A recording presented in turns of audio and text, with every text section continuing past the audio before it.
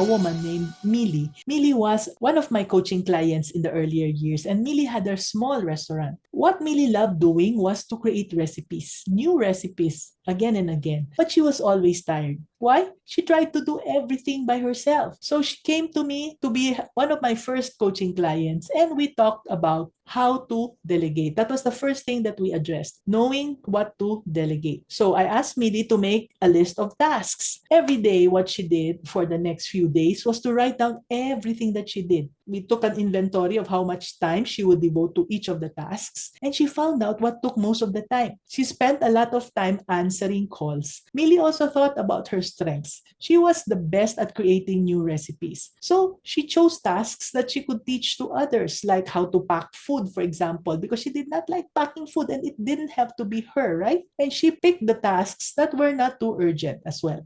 These tasks did not need to be done right away. And therefore, from there, she ticked off the tasks that she could delegate. So after ticking it off, Millie felt better. She knew what to give to the person that she would be hiring. So next, what we did was, okay, now that you know what are the tasks that the new person would do, let us pick the right person. That's the second step. So Millie looked for someone with the right skills from the list. She hired Rosalie, who was good at answering phones. She asked also about Rosalie's past jobs. She now knew how to interview because I trained her to conduct the interview in a more effective way by asking the right questions, not just the usual questions. So Rosalie had worked in a store before as well. And Millie also checked Rosalie's attitude. In interviewing, attitude is really very important. And she found out that Rosalie was always happy and kind. She also did some background check on Rosalie, and she found that she was really happy and kind even in her former jobs. So she tested Rosalie for one day. Rosalie answered the restaurant's call, and Millie trusted her feelings. She felt Rosalie was the right helper. Then Millie started to train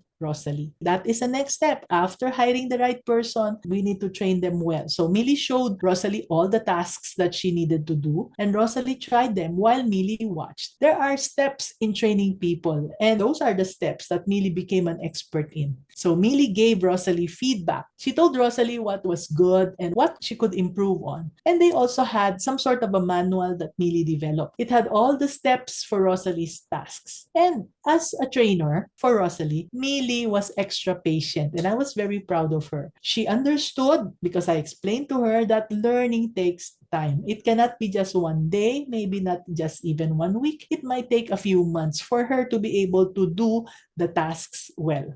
So later, Millie also tried to check on Rosalie every time she would delegate something. She would watch Rosalie sometimes, and she would point out what are the things that she did well and what are the things that were not as well and how she can improve on it. Rosalie would report to Millie what she would finish or what she would accomplish every day. And when Rosalie had problems, she also found it very safe to talk to Millie. And Millie would always say, "Good job," to Rosalie very often. And that was the feedback that Rosalie needed to be able to level up. So when Rosalie made mistakes, Millie was always there to help her fix it. So finally, slowly, one by one, Millie learned to let go of her tasks. She started to trust Rosalie with the tasks. And she knew that Rosalie might make small mistakes every now and then, but that's going to be okay because in the long run, she would be able to overcome those mistakes. And who knows, she would even be better than Millie with those tasks, with all of the practice that she needed to focus on. Delegation is really a very important skill. And if you can master delegation, it would be very easy for your business to grow.